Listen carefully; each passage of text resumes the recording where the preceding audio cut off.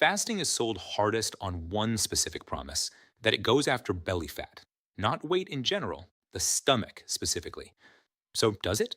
We went through the research, and the answer has two halves that people constantly mash together. Fasting can absolutely help you lose fat, including from your belly, but it does not target your belly. And the difference between those two sentences is the whole video. Let's weigh it up. Quick recap since we've covered this in depth in our two fasting videos. Intermittent fasting isn't a diet in the food sense, it's a schedule. 16-8, 5-2, alternate day, they all compress when you eat. And here's the mechanism that matters. The main reason fasting produces fat loss in most people is that a shorter eating window tends to mean fewer calories overall. Umbrella reviews of the evidence link intermittent fasting to modest weight and cardiometabolic improvements. Real, but modest, and largely explained by eating less. Now, the specific claim. Does fasting reduce belly fat? Yes, because it reduces body fat, and belly fat is part of body fat. Some trials of fasting protocols do show reductions in waist circumference and visceral fat. But here's the honest reading of that.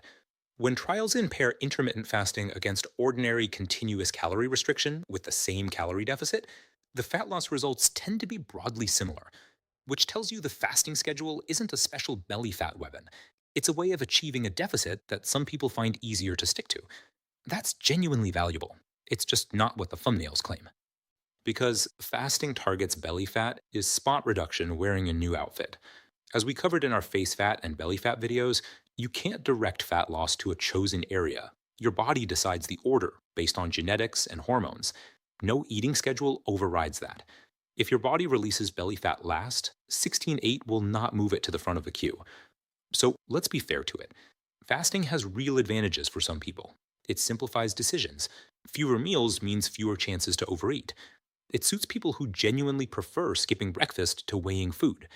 It can improve some metabolic markers, and adherence is the single biggest predictor of fat loss success. So a method you'll actually keep doing beats a theoretically superior one you'll quit. If fasting is the structure that makes a deficit feel effortless for you, that's a legitimate reason to use it. And the honest other side. Fasting doesn't beat other approaches on fat loss when calories are matched. It can make protein intake harder in a compressed window, which matters for keeping muscle, as we covered in our recomposition video.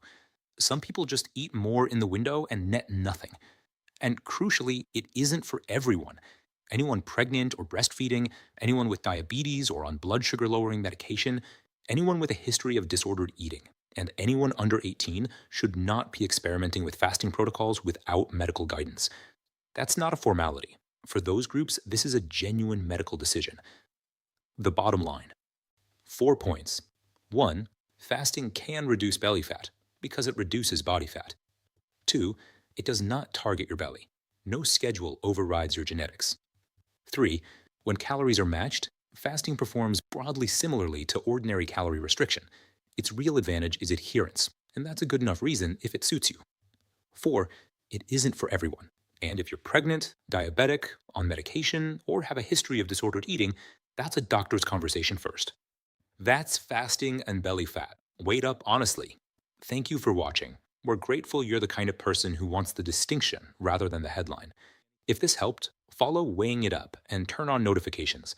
We post several videos a week on fat loss, GLP-1s, and diets, and the bell is how you catch them.